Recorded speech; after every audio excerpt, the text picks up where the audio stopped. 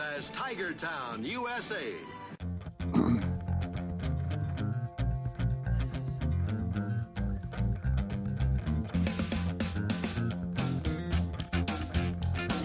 Welcome to Woodward Tigers with your hosts, Rogelio, Chris, John, and Yooper.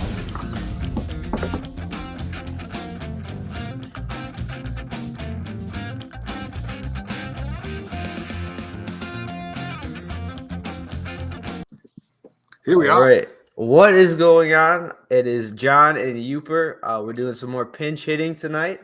We got some good topics to go over. Camrin might be joining us shortly. But to get things started, Yooper, how you been? I know we missed the Sunday show, but we're back at it on Monday. What's new with you, Yoop? Well, missing the Sunday show gave us a real Jim Dandy of a Monday game to talk about today, as the Tigers put up a stinker at 7-1 today. But that's all right. Everything's going fine. You know, it's just good to have baseball season back. Monitoring that daily pulse of spring training, even though we know some of it doesn't mean much of anything, but it's just fun to have baseball back in your life. And that daily drumbeat is what we all live for. And we're off and running. I don't know if the Tigers are ready for it, but we're ready for it. Oh yeah, it's crazy. It's flying by. We're already 11 games in, I believe. It's flying by, man. Opening day is gonna be here in just a couple weeks. Yeah, but definitely no shortage of storylines and stuff to go over. We're gonna talk about. I think the hot topic right now is definitely Jake Rogers. I know a lot of people are kind of getting excited about him. We also have some infield projections we've been posting on Twitter. We wanted to get into those tonight. So, Yooper, I'm gonna let you have the floor. Jake Rogers. Good start to his spring training, probably the story of spring training so far. What are you thinking there? Well, it's really, again, it's a stock answer. We always say it. We can't put everything into spring training, okay? Everybody knows that, so let's skip that part.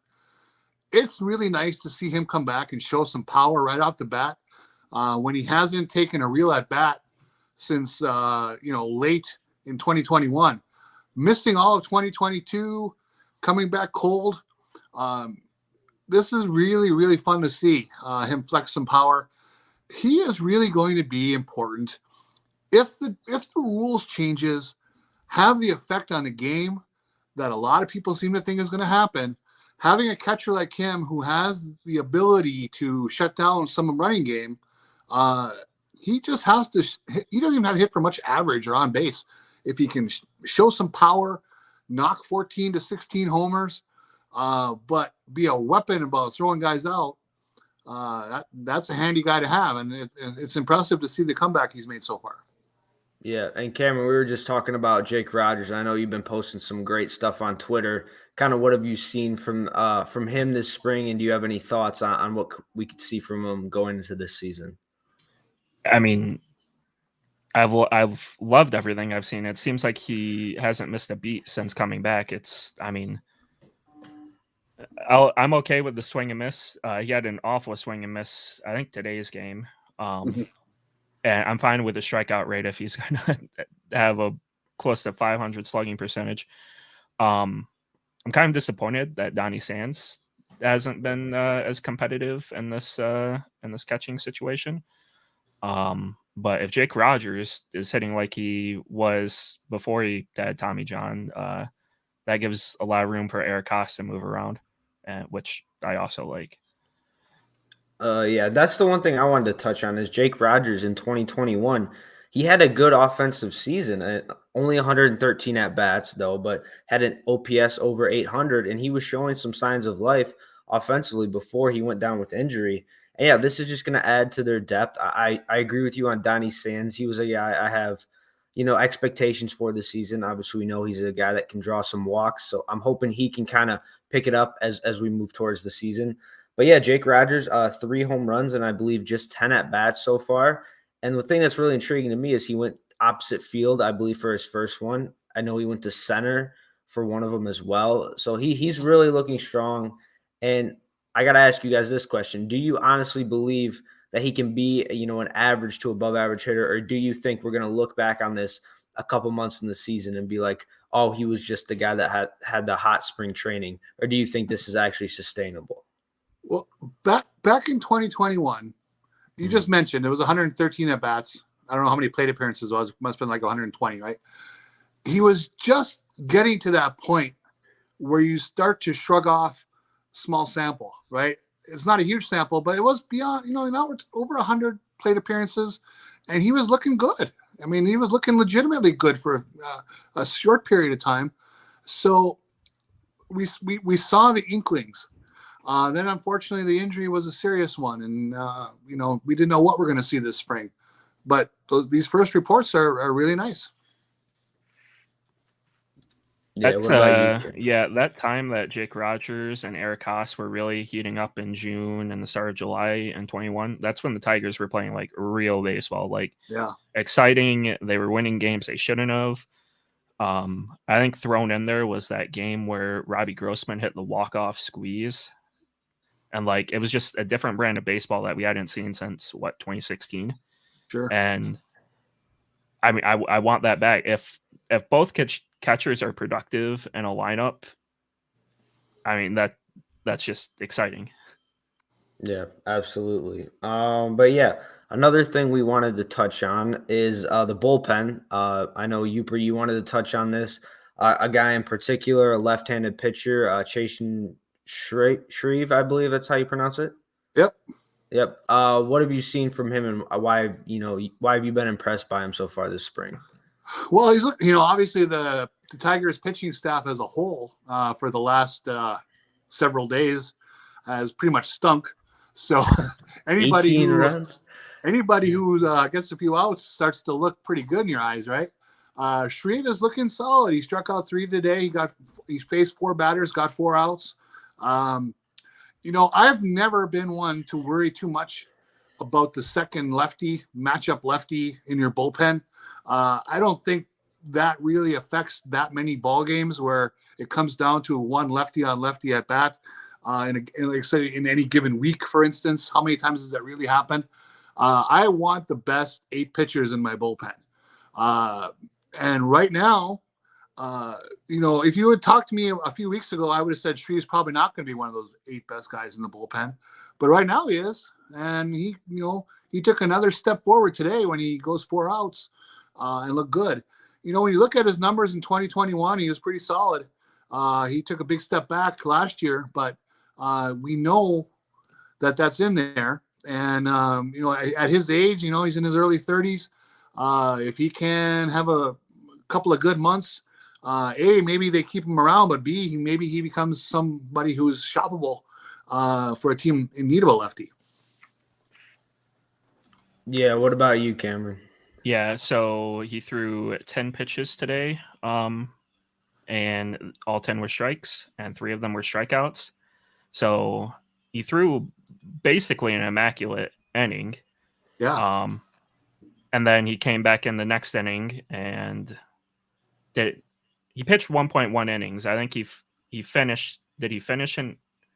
He completed a full inning, and then he came back out the next inning and got 1 batter, which I think that's smart of AJ to do, to give them that rest time and then have them come back out and face 1 more batter. You can't be more efficient than 10 pitches, 10 strikes, 1.1 innings pitched. A perfect line. Yeah, and I'm looking at Raj. Shout out to our host, Rogelio. His article at WoodwardSports.com, he was projecting the Tigers roster. He had Chasen Shreve in there. Another guy I think we should start paying a little bit of attention to is Kervon Castro. Another guy, I don't believe he's given up a run yet in 3 innings of work this spring. 5 strikeouts, obviously has good velocity, sitting at 96 to 97. Have you guys paid much attention to him, just 24 years old, and do you think he has a realistic chance to make the roster? Go ahead, Cam. Yeah, I think there's just too many arms at the moment. Actually, looking at his 2021, he pitched 13 innings and didn't allow a run. There's just so many arms that once you get past Lang, Foley, Alexander, a lot of these guys are toss-ups, and it may come down to matchups and who they want to bring with them on a road trip. And I'm okay with that. It speaks to the depth they're building for that bullpen. Yeah. What about you, Yoop? Well, I think he struck out all three guys he faced today. Mhm. You know, I like the velocity. Certainly, I like guys who come out of the bullpen pumping some heat in there. Is he going to make the team? I think he could. You know, if he has 3 or 4 more outings like today or close to today, he's going to get his name in there. But hopefully, they can get him to Toledo and he's there for depth. And it's a long season. I mean, he could be up by Memorial Day or before if things broke his way. Yeah, I think it's good. Like Cameron said, just the pitching depth we have. I don't want to get into our season predictions and all that, but I really think that's something I'm excited to see is the depth that they have. You know, Yooper, you attest to this last year. It was impressive how, you know, they dealt with so many injuries, but were still able to keep their head above water, at least somewhat, and, you know, find pitchers, you know, bring them up from the minors and keep this team. You know, their pitching was not terrible last year. You know, as bad as the offense was, the pitching was at least somewhat respectable. And I think we're seeing that continue to build heading into this season.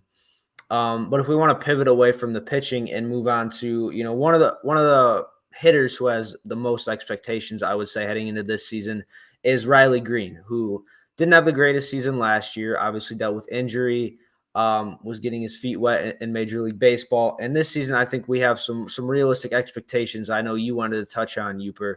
So in terms of Riley Green this season, what do you think his year could look like for the Detroit Tigers? I was just trying to think. I was trying to dream a little for a change. Because sometimes I try to, you know, I spend a lot of time thinking about what the floor is or what the most likely outcome is. But I was trying to just, you know, what we have to do for me to say, wow, he really kind of blossomed. And I don't mean he's going to be an MVP. I want to keep it realistic or anything, you know. But what would be a year where I said, wow, that's really significant progress and we're going to see something really good in years 3, 4, 5. To me, this year, if he can stay healthy, because obviously he likes to dive out there and run into things, so hopefully he stays healthy.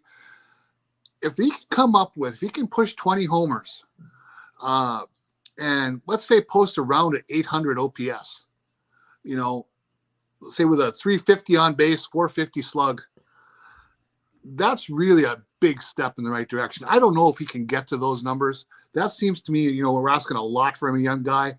But if that happens, then I think we really got something to behold here in the coming seasons. So I'm just looking at that 800 OPS number, pushing 20 homers. If he keeps getting better on defense, then he's starting to become the guy we're hoping he ultimately becomes. Yeah. What about you, Cameron? What do you think we could see from him this year? Yeah, I think that 800 OPS is where I'm hoping he's at. I think his floor is the 682, 99 OPS plus he had last year. I posted it today, 53% ground ball rate. If he can just drop that, like, I mean, if he drops it like 5%, he's already doing better. If he can get that into like a league average range, I mean, the sky's the limit with how hard he hits the ball. I mean, we've seen it the past like 3 or 4 days, 2 home runs. He absolutely smoked the ball yesterday. It got caught at the warning track, but the fact that he's barreling balls up and driving them, and he isn't pounding things into the dirt, I'm really excited for a full season of Riley Green. Yeah, I wrote an article for Woodward Sports where I predict the Tigers' statistical leaders, and I had him leading the Tigers in WAR. Do you think that's a realistic possibility this year? Obviously, you're going to have guys like Javi Baez. Maybe there's a starter that has a big season. Do you think Riley Green can lead the Tigers in WAR this season? I'm going to go with no. I think Baez will lead the team in WAR, but I think it's because Parker Meadows comes up, takes a center field job, and Green is pushed to corner, so that takes away some WAR from him.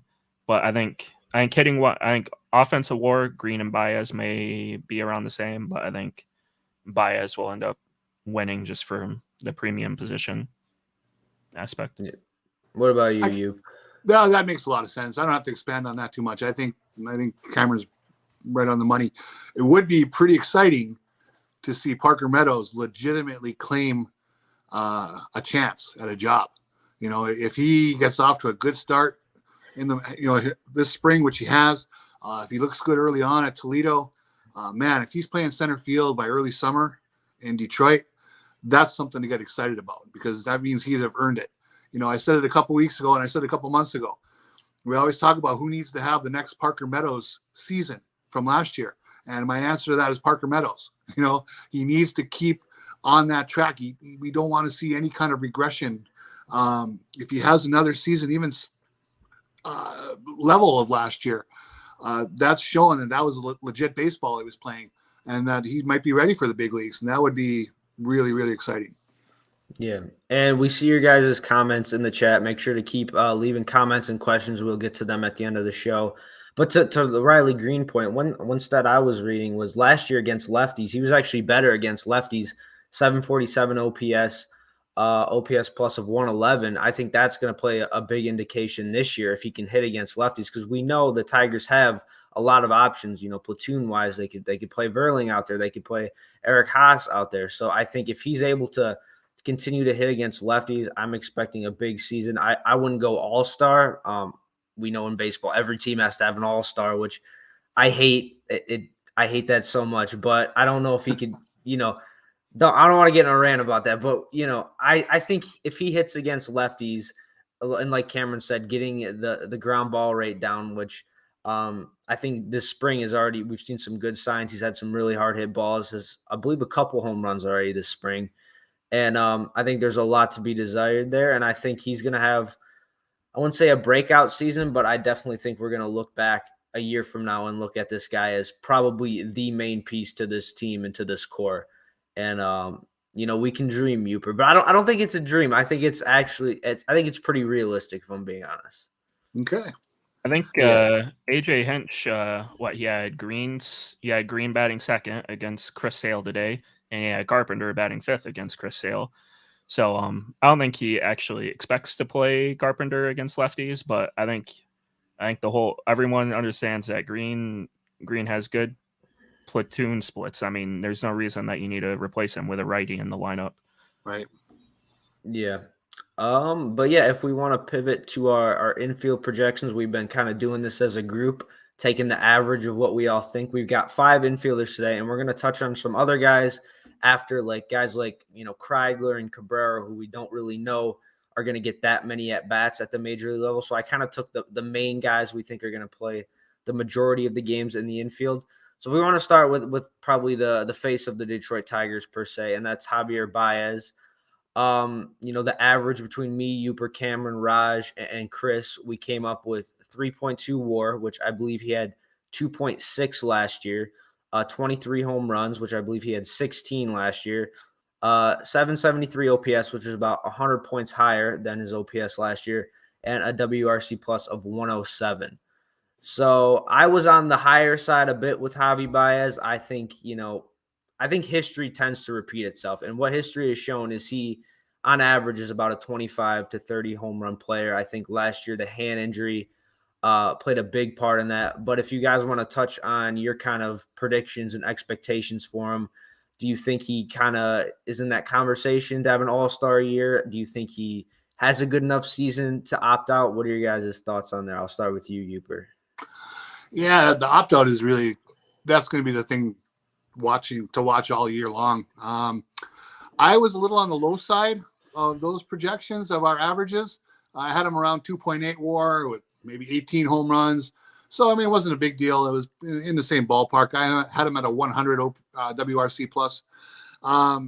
He strikes me as a guy. He's in his 30s now, right? Is he 29 or 30?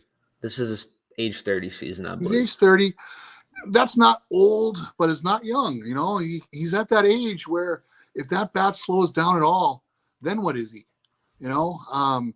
He looked really bad last year at times. And, we can put some of that on his hand, but we can't put all of that on his hand. I mean, some of that pitch selection was just god awful, which I know has been a problem for him in the past.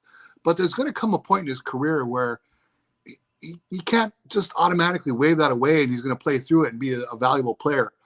My hope is he has a bust out campaign and that he does opt out, because I'll be honest, I'm not really excited about seeing years 3, 4, 5, and 6 of Javi Baez in Detroit. I think there could be a lot of ugly baseball. So if he had an all-star year this year and decided to go on the market this offseason, I think that would be a tremendous outcome and a big win for the Tigers, because I don't think the way he controls the strike zone, which he does not, really fits in with what Scott Harris has been talking about. Yeah, what about you, Cameron? So, I mean, I'm basically with you. I hope he has a good enough season to opt out, but I think he's going to have a good enough season that leaves us satisfied, like we're happy with his production, but I don't think it's going to be good enough to where he wants to test the market. Well, actually, I'm talking myself out of that right now because Manny Machado got extended, so his market may look a lot better. But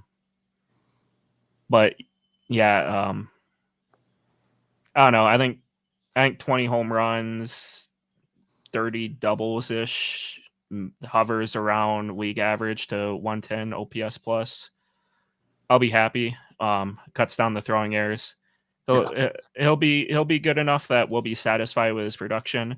I don't think he'll opt out, and I think people slowly start to realize that this isn't all on Javi. I know he got the big contract, but I think people will start realizing, oh, this team run scoring isn't just because Javi Baez swings that sliders down and away, that there's bigger issues with the lineup than that.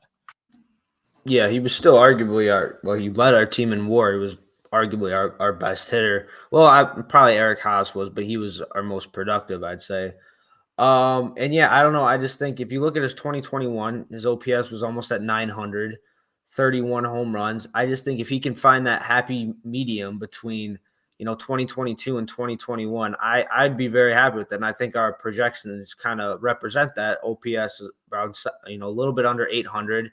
I'd be very happy if it is a season like that. And even if it's not good enough for him to opt out, maybe he can have a good enough season to where a contender would want to trade for him. And, maybe we could get something back. If he could magically bottle up whatever he did for 2 months as a New York Met, that'd be a hell of a ball player. But unfortunately, he has some body of work outside of that 2-month stretch of greatness that we have to fight through.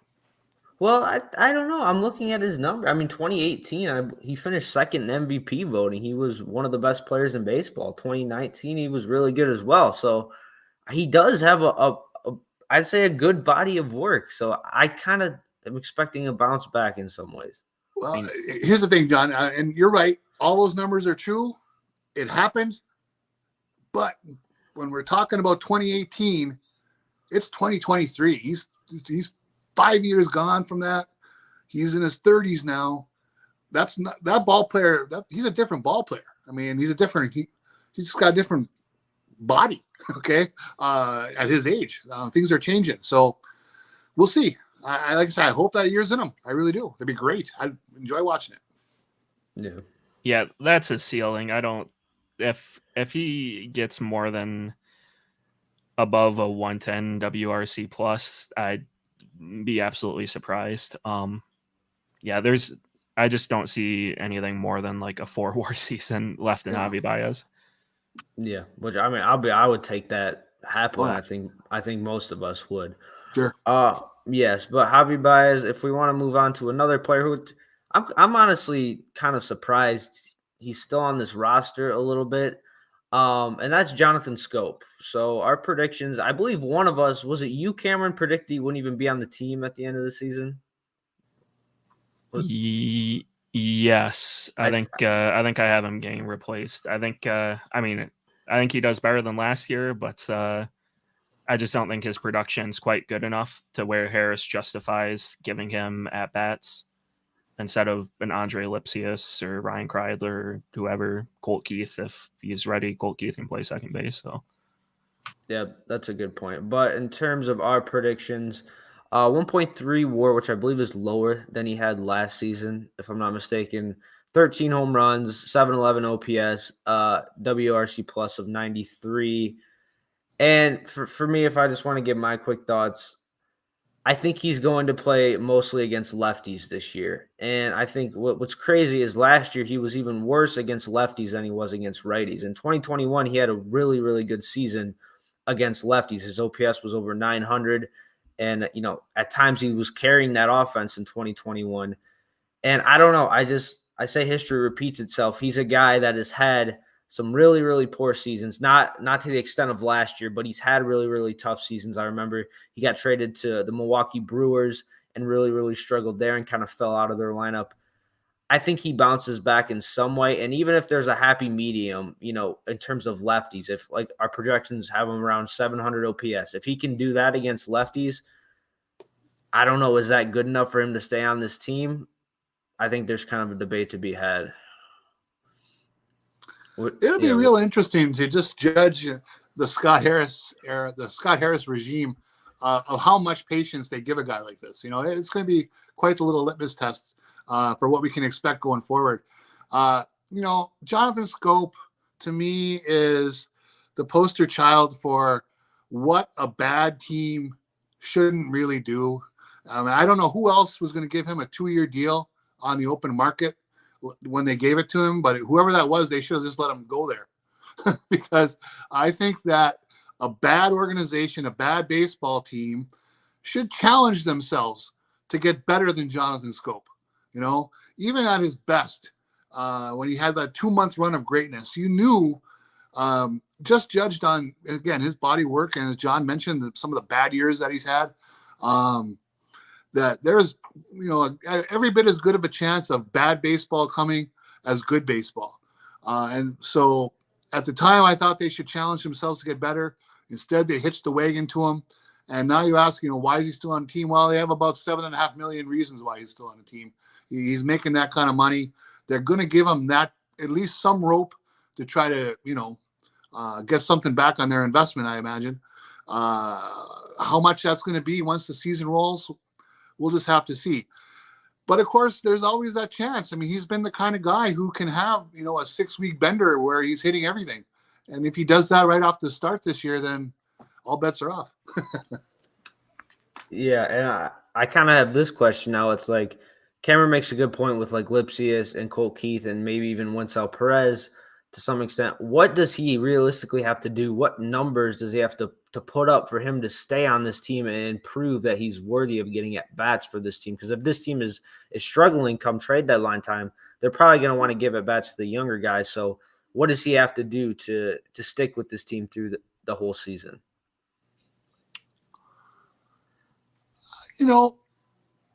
If he's posting a league average on base percentage with some of the power that he is known for when he's in a good stretch, then I think that, he's a very playable guy. He's a reasonably good defender. They said he's in shape this year, so his defense might even get a little better. But if he's a slightly above average league hitter, then he's going to play. If he's not, then they should really look to get some other guys on the field. Yeah. What about you, Cameron? Do you think there's any chance he stays? Because, now that I'm thinking about it, the more I like the idea of giving the young guys a chance to play. Yeah, I think if he's league average to slightly above league average at the start of the year, they'll play it out, see if they can use him as trade bait.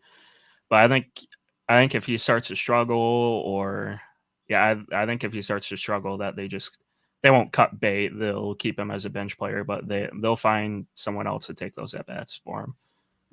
They'll also talk about he's a good clubhouse guy. Oh, when in doubt, no matter how bad they're hitting, he's a hell of a clubhouse guy. I haven't heard that about him in particular, but maybe we will. That's been out there in the past. Oh, okay. Yeah. Did you want to add anything, Cameron? No, I mean he's a great clubhouse guy, but Willie Castro was a great clubhouse guy, and Nico Goodrum was a great clubhouse guy.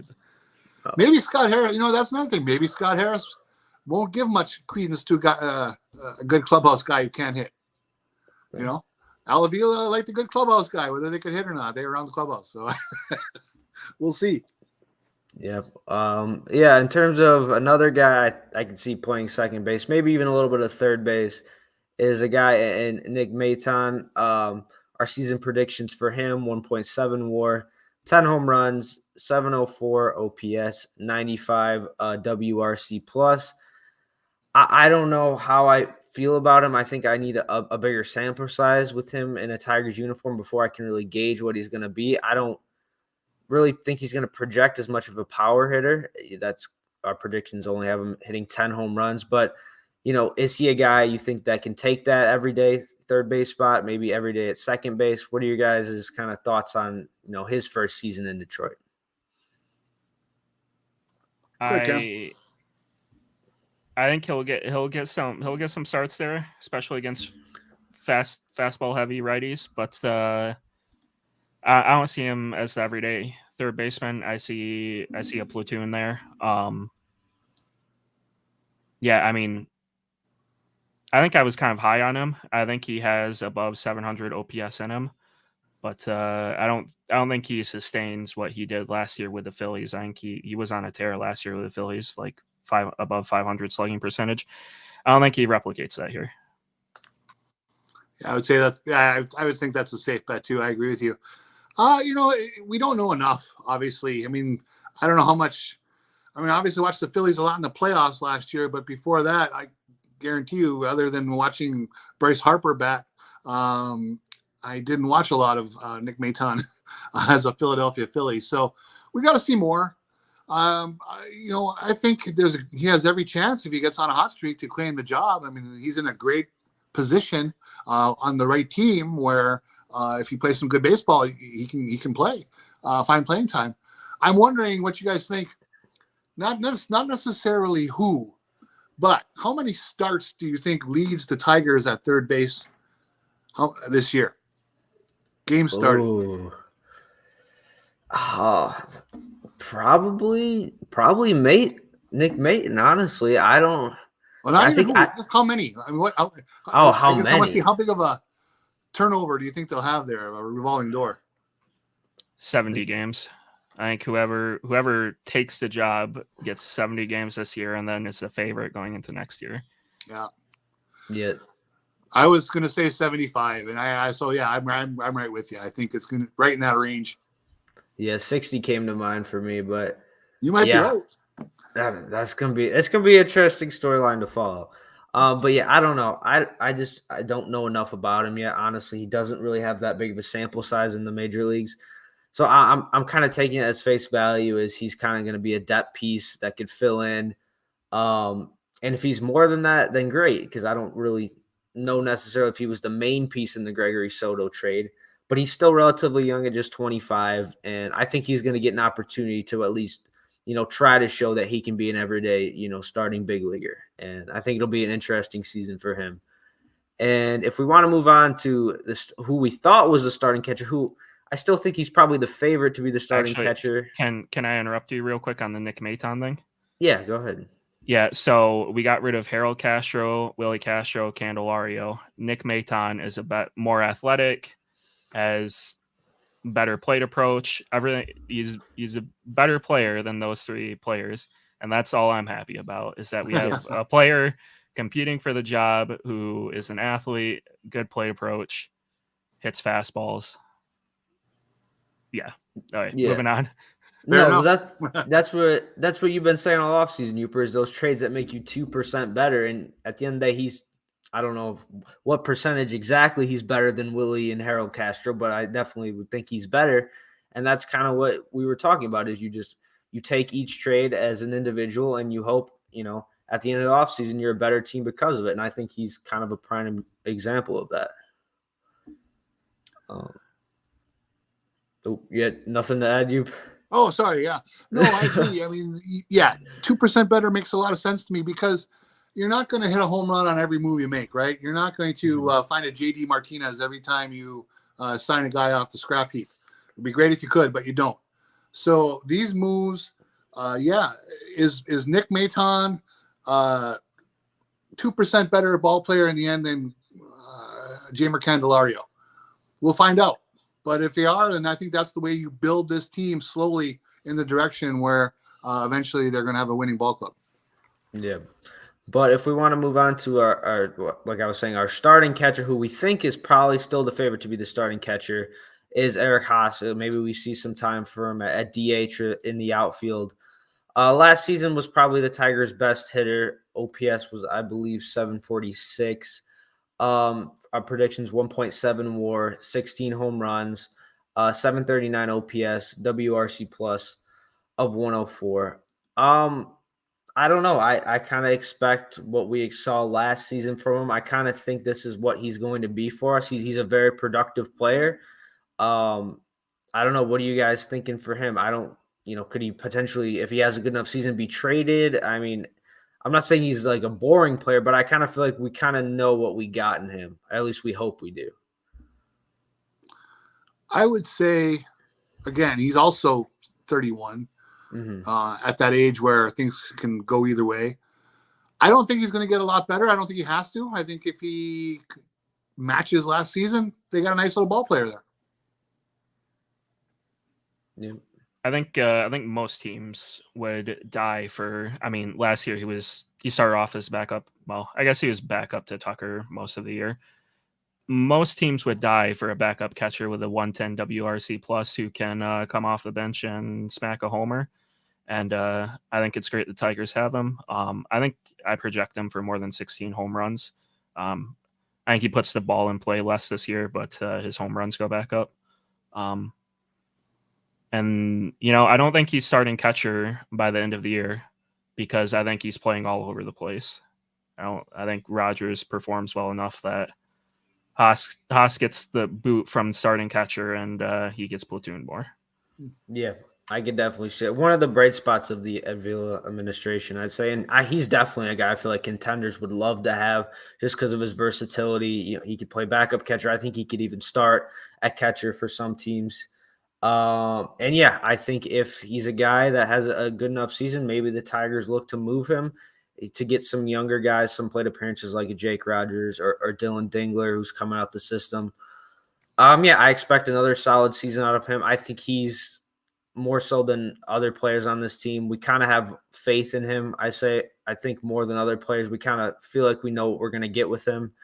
And definitely a good clubhouse guy, I'd say. I'm sorry, I didn't want to go there, Yooper, but I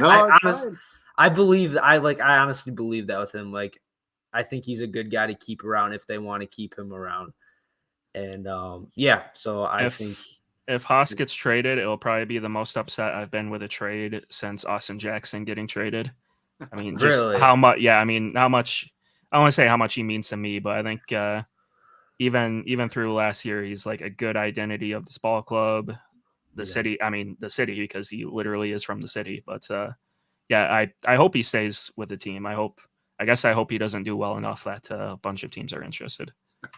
See, I do, because if you want to go back to the Austin Jackson trade, how'd that turn out? Oh, so when we traded Austin Jackson for David Price, you mean? Yeah, right?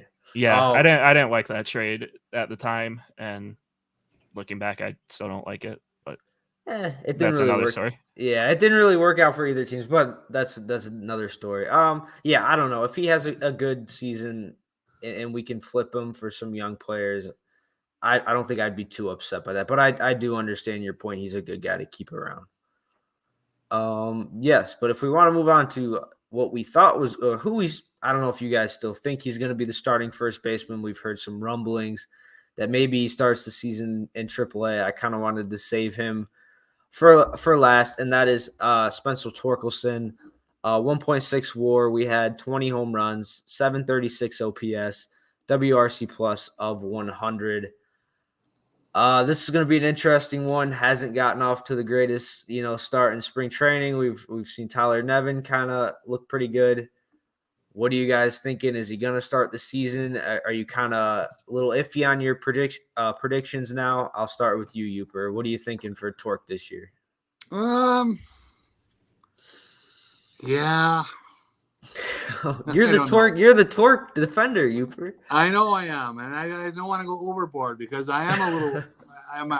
My faith is shaken just slightly, but you know what? At the end of the day, I think that he was your number one overall draft pick. I don't know if he can get a lot better by facing AAA pitching. I think he needs to face major league fastballs and start putting them in play with power. It was interesting that he laced a single off Duran from the Twins the other day. I think it was a 103-mile-an-hour pitch, or maybe 100-mile, whatever it was. It was hard. I think you just let him play. The team is not going to contend unless everything broke right, which I don't see happening this year. I'm not a big believer in breaking a guy's confidence. I think they just put him in the lineup, let him get his at-bats, take his lumps, see if the power comes through eventually, and hope that his pedigree shines through. What about you, Cameron? Yeah, for 2 days there, I was like, hell yeah, Tyler Nevin starting first baseman, opening day, let's go. And then I kind of came back to reality. Oh yeah, Tyler Nevin's at bats look a lot worse than Twerk's, even though Nevin got 2 pitches and cranked them. I think Twerk's going to be fine. Fine in context of Twerk. I think he'll have a league average season. I think he might surprise us with the home run numbers, but still have trouble with putting some balls in play. I guess the trouble isn't with him putting balls in play. They're more of the balls he should be putting in play, but is watching them go by or swinging through them. And I think we'll slowly just see him build upon that throughout the season. And yeah, it's looking rough right now, though. So if you look at these numbers that we've compiled, I don't know.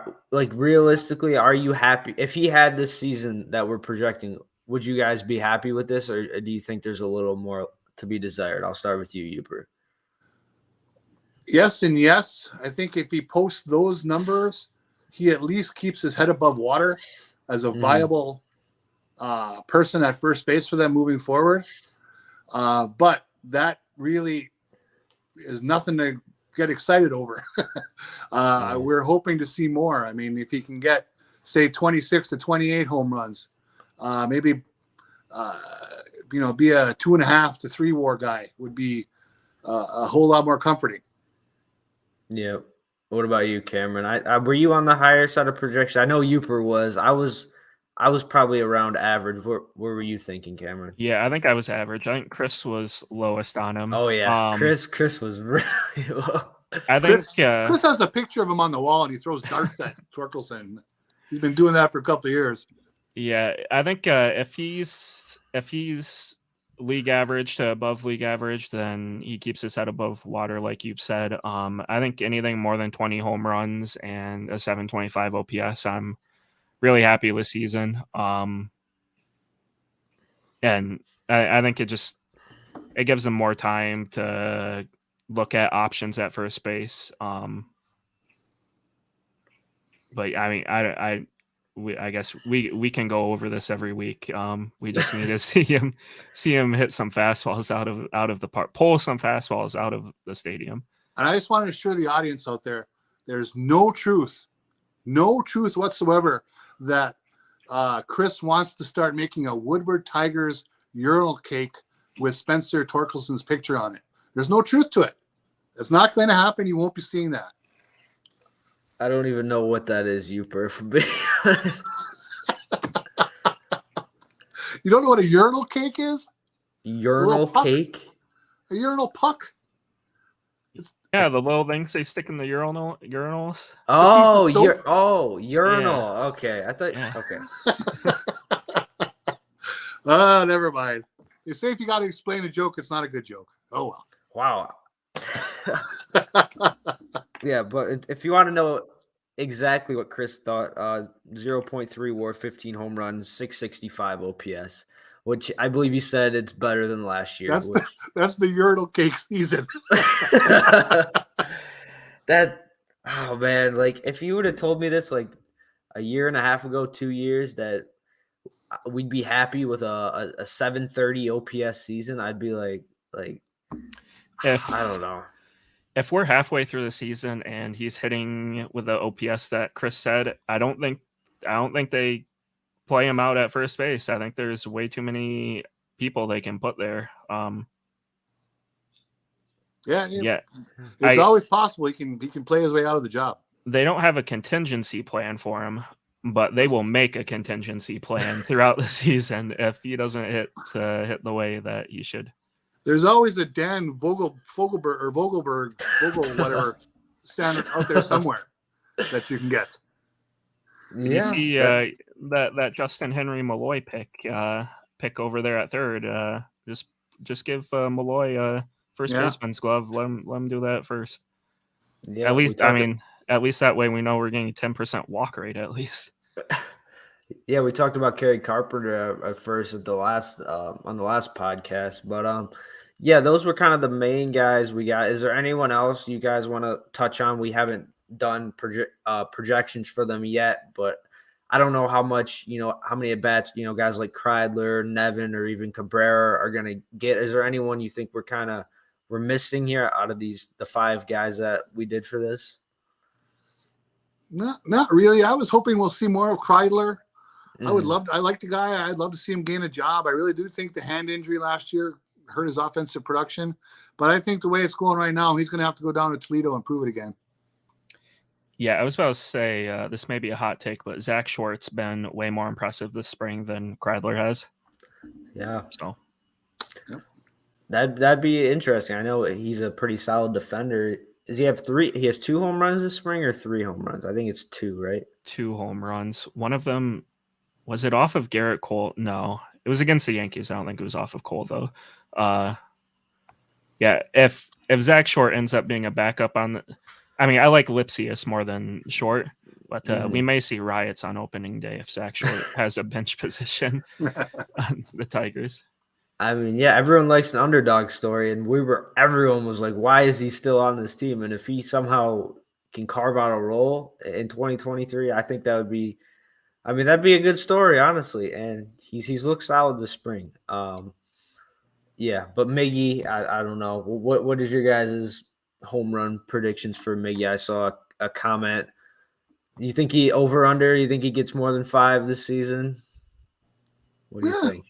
He got 1 this spring already. I think he gets more than 5 because MLB feeds him some special balls that bounce a little bit more. But I'm still under the impression that Miggy will get to play 1 game on every road trip to each stadium they go to. So away fans can have their farewell tour. And then I think he maybe gets like half of the games at home. I think he plays 40, 45 games at home. Yeah. 18. That would be something, man. I'm here for it. I think we're all here for it. 18 home runs for Miggy.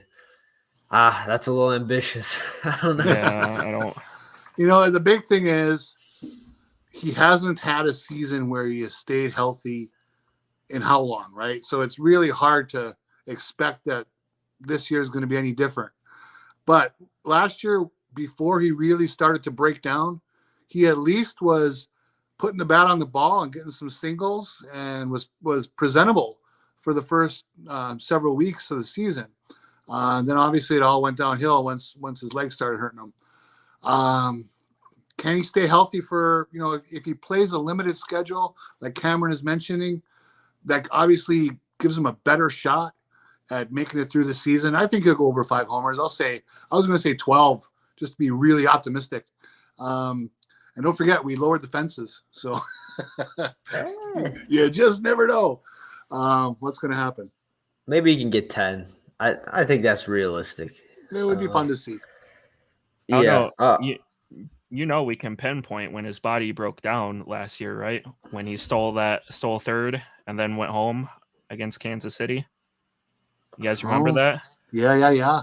Yeah, up to that point, he was, he had a 675 OPS, but he was batting 287. Right. And then after that, I think he was batting like 150 the rest of the year. So I think he needs to have fun in ways that won't hurt his body. He needs to stand around on the bases, which he should be good at when you think about it. He should be good at it. Stand there. Well, with the bigger bases, maybe he's gonna try to steal a couple more this year. Don't tempt him. One other thing I saw was Trevor Rosenthal. We brought him back. I don't know if you guys really wanted to touch on that. I don't think he's pitched since 2020. do you really honestly see him, making he's not going to make the opening day roster, but do you see him making an appearance in Detroit this year? Yeah, Sure. I mean, why not? I think he signed the contract with the expectations, knowing he'll probably be in AAA. And he hasn't pitched since 2020. I think he had some surgery. I think he just still wants to pitch, and so he's fine with sitting in Toledo until he's needed in the majors. Which I'm not against. The Tigers used 30 different pitchers last year, 33 if you count Clemens, Castro, and Barnhart. So. There's nothing wrong with taking a shot at it. I mean, the guy's shown in the past he can be effective. He's also shown in the past he's hurt a lot and he's not effective. So they're taking a chance. He's going to be in Toledo. No harm, no foul. Yeah, that's kind of how I feel as well. Stop It says, I think Haas is the surprise first base. Can Eric Haas play first base? Has he played there before? I'm sure he probably has, at least for a few innings. I wouldn't doubt it. Okay. Yeah, but I mean, he's a catcher. Yeah, How hard is it to play first base? It's very hard. I just watched that extremely movie. Hard. But I always say that to me, what's undersold is the footwork around first base for fielding throws. And having that be correct and creating an angle for the person throwing you the ball and that sort of thing. Learning that footwork is like a little bit of a ballet move for a lot of people. And I'm still convinced Miguel Cabrera never learned a few of the things over there. So, but again, if Rogers is having a nice year and Haas is also playing well and Torque is not, and the team's going nowhere, if they want to stick him at first base and let him learn on the fly, I mean, crazier things have happened. He played 2 innings there and 21 for the Tigers. So yeah, it would be. And we talked about the same thing. Give Kerry Carpenter a first baseman's glove and give him the crash course. People have talked about that too. I mean, people want an alternative to Torkelson until Torkelson proves that he doesn't need one. Yeah. But I think that's all the questions we had. Cameron, I know you put in some good questions. You have anything you wanted to go over? We appreciate you pinch hitting for us tonight. Why are we still giving Jonathan Davis at bats? But other than that, I have nothing else. Okay, I have something. It's a little bit of a surprise. Okay.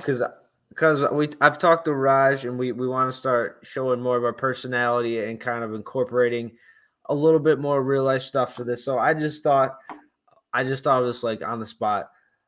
Baseball memory. We got to keep it baseball themed. I want you guys to play along in the comments. What is your all-time favorite baseball memory? Whether it's the Tigers, whether it's when you were playing baseball. I don't know if you guys want me to kick it off because you guys need a minute to think. Be a favorite baseball memory. You got one, Yooper? Yeah, I do. Yeah. It's from when I played. Okay. When I was writing for Motor City Bengals about 2 years ago, my dad passed away about 2 years ago, and I wrote an article. People can find it at Motor City Bengals. It's called "The Tigers Fan Fades Away," and I talked about my dad and how much baseball we watched together. And my dad was a very good pitcher on the local level. He was a strike throwing machine. My greatest memory was, again, I'm taller than most people. I'm bigger than a lot of people. I played one game of center field in my life. Okay. And it was in Little League. And we won the game 7-6. For the final out of the game, I made a running, diving catch in center field about 3 inches off the ground. It was a miracle. Okay. It was total luck. I expected the ball to be rolling away and I found it in my glove. I looked up and the first person my eyes zeroed in on, I saw my dad jump off the bench with his hands in the air. And that memory has stayed with me for my whole life and probably always will. That was good, Yooper. That was good. Yeah, that was very wholesome. Mine is not as wholesome. No, not mine either. You want to go first? I'll let you go if you want to. Okay. So you remember the famous Jim Leland ejection where Andy Dirks places a bunt down and he gets called safe at first, and then the umpire has no idea what he called, and then the home plate umpire calls him out, and Jim Leland comes out, throws a fit. Probably my favorite Jim Leland ejection. Yeah. That happened, and I'm getting ready for our playoff game, our Little League playoff game. I was a catcher, and I would pitch in a pinch if needed.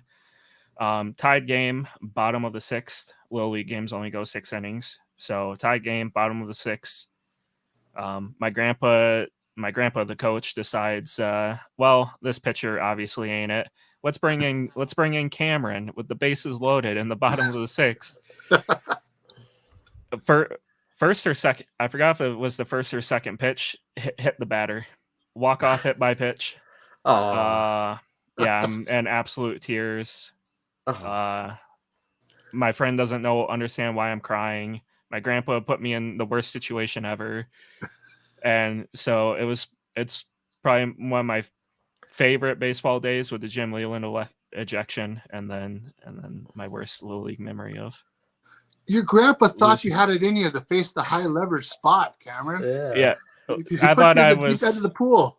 I thought I was Will Vest when he replaced Gregory Soto, comes in and strikes out the side for his first save opportunity. No, just second pitch. I was Gregory Soto. That kid, I think, was crying because I hit him so hard. But at least he paid for it then. Oh, yeah. That reminds me of one memory I had. I was playing pitching machine, and if you remember pitching machine, they still have a kid play the position pitcher, and they kind of just, I guess, field the position.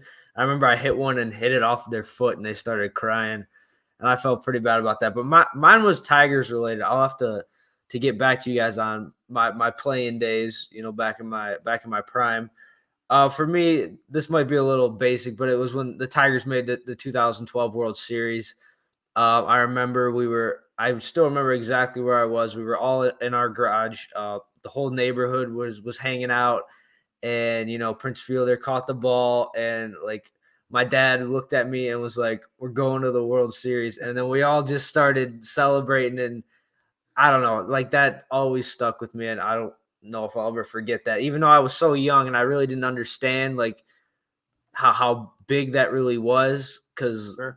A couple years later, I remember in 2014 when they were playing Baltimore, Game 3 of the ALDS, I was busy doing something else. I was playing video games, and my dad was like, "You sure you don't want to come watch this game? You don't know the next time they'll be in the playoffs." And I was like, whatever. And what was it? Almost 9 years later, still haven't made the playoffs.